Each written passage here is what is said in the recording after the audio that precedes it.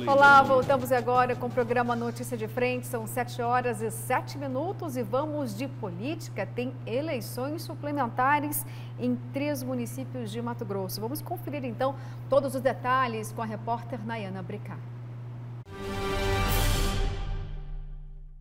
Bom dia a vocês da bancada e a todos que nos acompanham aqui no A Notícia de Frente. Segundo o TRE Mato Grosso, 7 nomes estão confirmados para disputarem as eleições suplementares das prefeituras dos municípios de Acorizal, Torixoréu e também Matupá. Em Acorizal, a prefeitura será disputada pelo vereador Bena Lemes, do DEM. Também é candidato Diego Figueiredo Taques, do PSD. A cidade tem 6.184 eleitores aptos a votar. Já em Matupá, o ex-vice-prefeito Bruno Mena foi lançado pelo DEM. Outro concorrente na cidade é o delegado da Polícia Judiciária Civil de Mato Grosso, Geraldo Gesoni, do PSB. O município tem ainda uma candidata mulher, Marinilde Dalacqua, do MDB. Matupá tem 12.872 eleitores aptos a votar. Já em Torixoréu, o agrônomo Jones Sagim é candidato pelo PL. Também disputa a prefeitura o vereador Tiago Timo, do PSB. A cidade tem 3.308 eleitores aptos a votar. Em todas as cidades, os prefeitos eleitos no ano passado foram cassados. Em Acorizal, Meraldo Sá, do PSD, foi cassado em dezembro do ano passado por não se enquadrar na lei de ficha limpa. Já em Torixoréu, Inês Moraes Mesquita foi impedida de assumir o cargo, já que o esposo dela, Odone Mesquita, foi prefeito da cidade entre 2013 e 2016. E a Justiça Eleitoral não permite mais de 2 mandados seguidos de um mesmo grupo familiar. Em Matupá, Fernando Zafonato, do DEM, foi cassado porque estaria inelegível para disputar a eleição devido a uma condenação de improbidade administrativa por direcionamento de licitação. Segundo o TRE Mato Grosso, mais de 22 mil eleitores devem votar nesses 3 municípios durante as eleições suplementares que estão previstas para acontecer no dia 1º de agosto. As imagens são de Marcos Xavier, apoio técnico de Francisco Borges, Nayana Bricá, para a Notícia de Frente. Nossa, foram o ano, né? Esse ano passado, retrasado, das eleições suplementares, 3 aqui nos municípios mato-grossense. E fora isso, tem uma outra disputa também eleitoral que já começou, né? 2022 já começou, Kleber? 2022 já começou. E tem aí uma novidade, que eu acredito que seja em primeira mão que a gente vai dar aqui, que fontes com as quais eu conversei ontem dão a notícia de que o governador Mauro Mendes trabalha, professor, para ter, como tem muitos candidatos, ou pré-candidatos ao Senado lá, trabalha para ter 2 candidatos oficiais. 2 candidatos? 2 candidatos oficiais. Porque a situação lá hoje é o seguinte, ele deu a preferência ao atual vice-governador Otaviano Pivetta de escolher se quer continuar vice ou se quer ser candidato ao Senado. Aí, ato contínuo, o atual deputado Neri Geller, o Otaviano Pivetta está sem partido e o Neri está no PP. Falou, opa, é o seguinte, eu sou o segundão. Lembra do Geraldão? Sim. Aquela revista? Lembro, Geraldão. Sou o segundão. Como assim segundão? Se o Pivetta for vice, eu sou o senador. E se o Pivetta for senador, eu sou vice. Tá, até aí estava tudo bem. Aí aparece um terceiro nome, que é o do Cidinho. Não, mas eu também quero participar dessa brincadeira. E aí o Cidinho, muito amigo, muito habilidoso, né, para construir boas relações na política, com o governador, com o próprio Pivetta, com o Neri. Tanto que na semana passada ele andou passeando por Brasília, sondando um ministro lá para poder vir para cá disputar a eleição. E agora, por último, surge essa aproximação do atual senador Wellington Fagundes com o governador Mauro Mendes. Então, hoje, o governador teria 4 nomes potenciais para interessados em ser o candidato a senador na sua chapa. É claro que isso indica, professor Haroldo, primeiro, que o governador é o favorito, né? Está bem cotado, está bem na fita, como se fala na rua, porque senão ninguém queria ser companheiro de chapa dele. Né? Será que está tão bem assim? Está bem, pelo menos assim. Com relação à questão do servidor público, por exemplo. Mas isso não é tão decisivo assim. Isso é um mito que se criou em razão de outras eleições, da eleição de Cuiabá, que era um contexto bastante específico. Não estou dizendo que o servidor público não tenha importância, ao contrário, sou defensor dos servidores, mas ele não tem este peso eleitoral em Mato Grosso todo, né, considerando o número de eleitores. O problema, assim, ainda que o governador não esteja tão bem, eu não conheço nenhuma pesquisa estadual recente, mas não existe adversário até agora. E vou dizer uma coisa para o senhor, professor, essa insistência hoje do prefeito de Cuiabá, Emanuel Pinheiro, em polarizar com o Mauro, pode ser a melhor coisa que tem para o governador. Porque as chances do prefeito Emanuel Pinheiro ser efetivamente candidato são muito pequenas. Se ele fica polarizando, fica segurando a moita, e no final ele não usa a moita, fica um boqueirão para o governador. Você está entendendo? É porque ele representa mais Cuiabá, ele tem força política Cuiabá, né? Eu acho que aqui pro mas o Mauro Mendes também era assim, né? O Mauro Mendes era prefeito de Cuiabá e isso é possível, com a campanha você resolver. Só para agregar uma informação aqui para o senhor em relação à eleição de governador e também de senador, pela oposição tem o deputado Medeiros hoje trabalhando com o apoio do presidente da República, que já declarou que dessa vez agora vai com o Medeiros, pela lealdade que o Medeiros tem tido com ele. E o Medeiros também está tentando construir uma alternativa de direita para a eleição do ano que vem. Unir a direita, né? Unir a direita. Chamando a Fernanda. Chamando a Fernanda, chamando esses deputados aí, Catani, Ulisses, delegado Claudinei, que entretanto são lideranças assim muito circunscritas e com votações muito pequenas. Seria aquele ex-prefeito de Sorriso, o Rossato, né? A direita mesmo em Mato Grosso cabe numa Kombi. A direita nada. Mas na última eleição, o presidente Jair Bolsonaro mostrou uma certa força no estado de Mato Grosso, porque veja bem, a própria Fernanda, candidata, saiu do zero praticamente para chegar lá em segundo ou terceiro. Era um poste, né? Como se fala, assim, com todo respeito a isso demonstrou sobretudo a força do presidente. Mas assim, o Bolsonaro, se ele apoiar um poste, ele passa a ter 20% pelo menos. Agora a direita raiz de Mato Grosso cabe numa Kombi. É pequena. Mas ontem, não sei se você teve a oportunidade de assistir, eu assisti parte da entrevista do Otaviano Pivetta com o Coelho, o Paulo Coelho, Paulinho, né? O Paulo Coelho lá o irmão, né? Né? Gente boa, gosto muito dele, né? E eu percebi, eu que não tenho essa sensibilidade toda de política que você tem, né? Que existe uma inclinação muito forte, eu percebi isso, né? Do Otaviano Pivetta sair candidato ao Senado. Ele se colocou muito propenso a isso nessa entrevista. Ele já queria, né?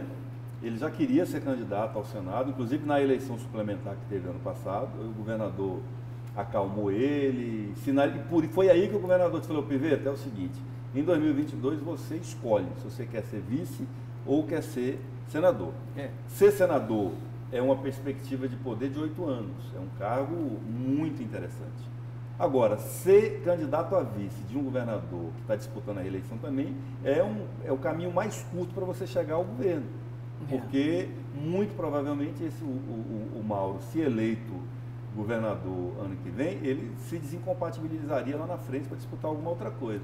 Entendi. E aí deixaria 2 anos e meio de mandato de governador ao vice. Por isso que está todo mundo interessado nesse cargo de vice também. Agora, Cláudio, falando ainda um pouquinho do Senado, tem uma missão dada aí para a deputada Janaína Riva, né, para poder agregar o sogro dela, o Wellington Fagundes, na sigla. Será que é possível ter esse encontro entre o senador também, Mauro Mendes, já que eles foram adversários políticos, né? Disputaram aí o governo de Mato Grosso. Como que você avalia esse cenário? Eu conversei com a deputada e conversei com o senador Wellington nos últimos dias, porque na quinta-feira passada o senador esteve, né, aqui em Cuiabá, num evento de entrega de maquinários e fez elogios lá ao governador, e aí repercutiu muito isso na imprensa como uma tentativa de reaproximação. Ele até me falou assim, Kleber, eu falei mais coisa, mas o que a imprensa gostou mesmo foi disso. Mas o Wellington é mais baiano, né, mais maleável, não saiu atirando em jornalistas. Mas ele falou o seguinte: olha, eu disse lá, Kleber, que quando eu fui candidato a governador contra o próprio Mauro, eu fui candidato porque eu acreditava na viabilidade de Mato Grosso. E o governador está fazendo o dever de casa e está provando que Mato Grosso é viável. Está com a economia redonda, etc, etc, etc. Mas falou, olha, eu não tenho problema com o Mauro Mendes, porque aí depois o Emanuel Pinheiro reagiu, né? Falou, o Wellington está cavando a própria sepultura com essa tentativa de aproximação. E se ele não for aceito lá, depois não adianta voltar para cá. Foi a pergunta que eu fiz a ele, senador, e aí? E se o prefeito tiver certo, se eu for e baterem as portas para o senhor não vai conseguir voltar mais. Ele falou, eu estou fora dessa briga deles. Essa é uma briga deles. Eu já fui aliado do Mauro Mendes, já apoiei, fui apoiado pelo Mauro Mendes, e sou aliado, já apoiei, fui apoiado pelo Emanuel Pinheiro. Eu não vou entrar nessa briga deles. O fato é, disse o Wellington Fagundes, o único candidato aí dos três sou eu, que já defini que sou candidato à reeleição. O Mauro Mendes ainda não disse que é candidato, e o Emanuel Pinheiro também ainda não disse. Eles só estão falando mal um do outro. Então, como é que eu posso aderir a um ou a outro se eles ainda não são candidatos? Perfeito. É muito inteligente, eu achei muito sensata. E a deputada Janaína, evidente que gostaria de estar no mesmo palanque de uma maneira harmonizada, oficial, que o sogro, né? O deputado Wellington Fagundes é o sogro dela, me disse que tem sim conversado com o governador e com os operadores políticos do governador, assim como com o sogro, mas disse que esse é um assunto que eles próprios é que vão encaminhar. E ela me garantiu que fica no MDB. Como quem diz, os incomodados é que se retirem, e por incomodados, leia-se prefeito de Cuiabá, Emanuel Pinheiro. Porque ali não dá liga, né? Não dá liga. Depois de todas as acusações que foram feitas também, né? Agressões verbais, tanto de um quanto de outro, realmente os dois não ocupam o mesmo espaço. Queimaram ponte, né? Como se fala em política. Queimaram a ponte, aí precisa reconstruir, mas é possível reconstruir. Política é a arte do diálogo, não existe nada impossível em política. Né? Mas desde que haja predisposição, interesse e uma boa capacidade de diálogo. O Ulisses Guimarães dizia que a política é igual nuvem, né? Muda. A cada hora tem uma formação. Hora tem uma formação diferente. Ainda mais no Brasil. Amanhece de um jeito, anoitece de outro, né, Kleber? E Kleber, falando ainda dos poderosos, da política, né? Tem uma informação aí de que os gigantes do agro estão de olho na concessão da 163, é isso? Você tem dados em relação a isso? O grupo aí, Blairo Maggi, da Schaeffer... Na verdade, vai entrar agora em leilão no próximo mês um trecho de 1.009 quilômetros, para facilitar a conta para o nosso telespectador, do trecho da 163 entre Sinop e Miritituba, no Pará.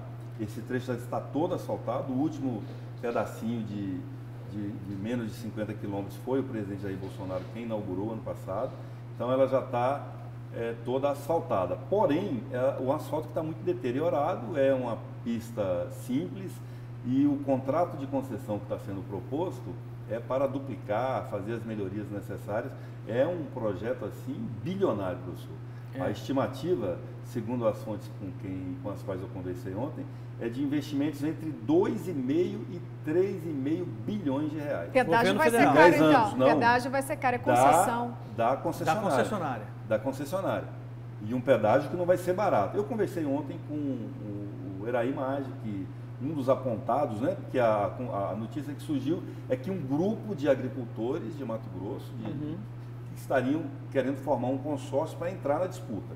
O Eraí falou assim, Kleber, a gente nem sabe se vai dar tempo da gente participar, porque uma licitação desse tamanho, ela exige uma preparação muito grande, um grau de certeza no investimento, porque o investimento é muito alto e a margem de lucro é pequena, mas nós queremos entender, pelo menos, como é que isso tudo vai funcionar, para que esses pedágios não virem um FETAB 2, palavras do Eraí. A gente só entra com o dinheiro e não tem a contraprestação do serviço em qualidade de rolagem das rodovias. Eu conversei também com o ex-secretário aqui de Infraestrutura de Mato Grosso, ex-ministro, aliás, ex-presidente do DENIT, né, o Luiz Antônio Pagô, que é quem foi contratado, ele atua hoje como consultor nessa área de logística, por este grupo de sojicultores aqui, de produtores, né, de Mato Grosso, para preparar os estudos. O Pagô me disse que hoje ele apresenta em Cuiabá esses estudos para um grupo de investidores aqui e amanhã em Lucas ou Sorriso ele apresenta para um novo grupo. É quando eles vão tomar a decisão, depois de ver os números. Ele falou, Kleber, você tem aí até 3,5 bilhões de investimento para ter um faturamento que vai até no máximo 4,5 bilhões. Então, 1 bilhão possível lucro, aí daí você desconta imposto, você desconta pessoal, você desconta uma série de outros investimentos que você tem que fazer, você vê que a margem de lucro não é o grande interesse, apetite, né, dos investidores. De todo modo, é um grande negócio, o Mato Grosso tem que prestar muita atenção, acompanhar, e acredito que até o próprio governo do estado tem que estar observando isso direitinho, porque desta rodovia que sai praticamente 100% de toda a produção agrícola de Mato Grosso. Dá interesse do consórcio do agro, né? O dado fornecido, Kleber, é porque somente nesse traçado que você disse aí de 1.000 quilômetros, são mais de 15 milhões de toneladas de grãos que passam nesse traçado. Aí vai doer no bolso de quem? A concessão é importante porque a gente sabe que não existe condição de trafegabilidade. Mas aí tem uma preocupação também por parte dos produtores, né? Porque aí vão passar a pagar pedágio. Seriam 2 praças em Mato Grosso e apenas uma no Pará. Então é claro, né? Mas infelizmente as rodovias federais, elas não têm condições de trafegabilidade. A gente mostra sempre aqui imagens, né, estarrecedoras dos bitrens parados, quebrados, justamente porque não tem condições de travessia, de seguir adiante com a riqueza de Mato Grosso. No momento em que a gente está com um problema na concessão do outro trecho, do trecho sul, vamos dizer assim, da 163, que é a da Rota Oeste, né? Rota Oeste, exatamente. Então, o que eles falam, não queremos que a concessão vire um novo FETAB, numa alusão a uma lei estadual do fundo aí de habitação. Olha, já está acabando o programa e aqui eu me sinto obrigada de ler algumas mensagens. São muitas, olha, choveu, foi uma tempestade aqui, mas eu gostaria de destacar algumas para falar que a gente não deixou que você pudesse opinar também em relação ao presidente da República, viu? Olha, esse presidente é um grosseiro e continua mentindo sobre o tratamento precoce. Bom dia. Não justifica a maneira em que o presidente reagiu, mas a repórter foi com esse objetivo mesmo, pois sabe da maneira que ele reage, principalmente com a Globo. Eu não sei por que o presidente ainda perde tempo de falar com esses jornalistas, olha lá. Kleber, concordo com o que você disse. O jornalista é um mediador, mas a maioria é partidário, comuna. O presidente tem razão. Kleber falou verdade agora. Repórter e presidente errados, pergunta e resposta. Ele é bruto, sim, mas para tratar com certos segmentos da sociedade, para ver este país mudar, só na porrada mesmo. Bom dia, bancada. A repórter estava fazendo o seu trabalho. Ela estava certa em perguntar da máscara. É uma falta de educação ele mandar os repórteres calarem a boca. Ele não tem respeito com a sociedade. Haroldo, para de ficar puxando o saco do genocida. Bom dia, concordo que o presidente agiu errado com a jornalista, mas essa tal emissora, o qual ele reclama, vem o perseguindo desde quando saiu candidato à presidência. Isso é super notável e as perguntas são sempre de confronto para julgá-lo. Forte abraço a todos. O Anderson Silva, lá de Várzea Grande. Bom dia, bancada. E quem regula uma imprensa imparcial?